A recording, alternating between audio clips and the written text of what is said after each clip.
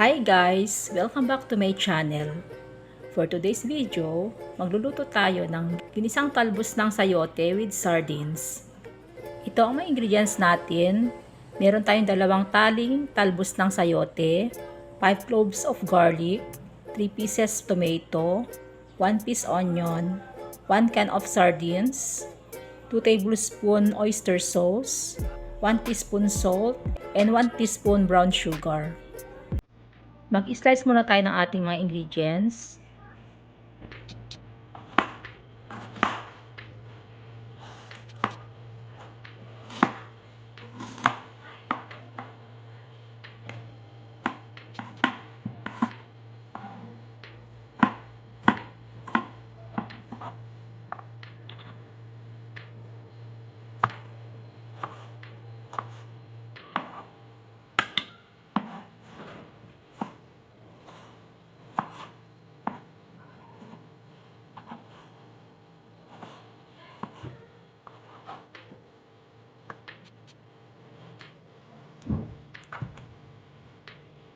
Kinukuha ko lang yung malambot na part.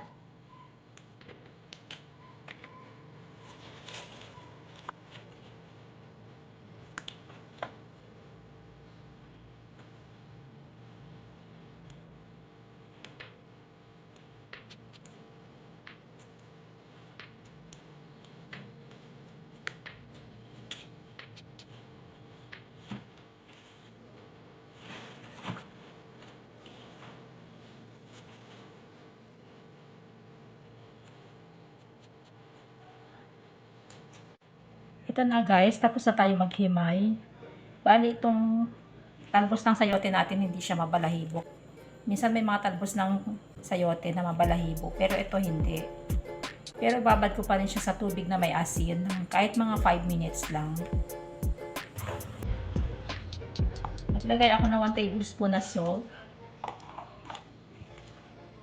Babad natin yung ating gulay.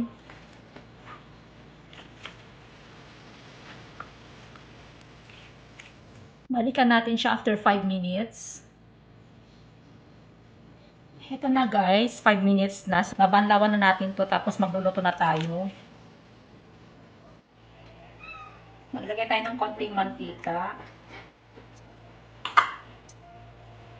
Lagay na natin ang sibuyas, ang bawang,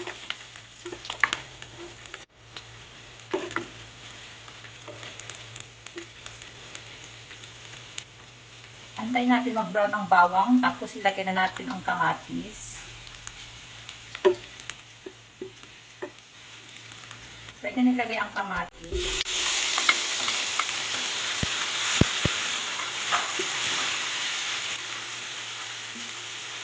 Takpan natin.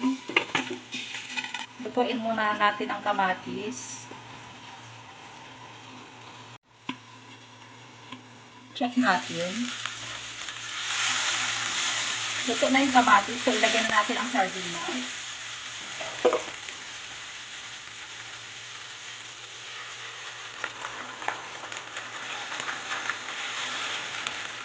Sama ang oyster sauce.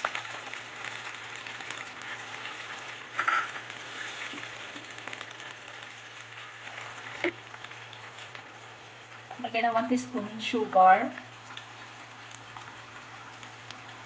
Teaspoon salt.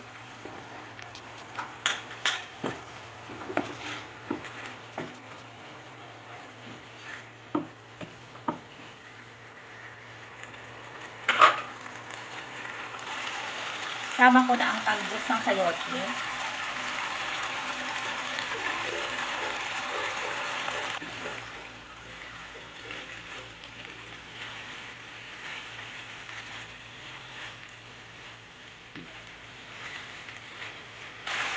Takpan natin.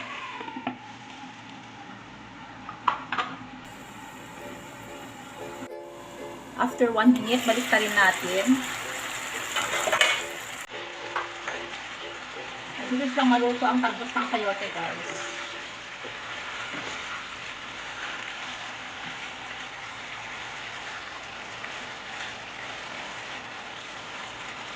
Tikman natin. Para sa akin, okay na yung lasa. So, ito na guys, luto ng ating isang talbos ng sayote with sardines.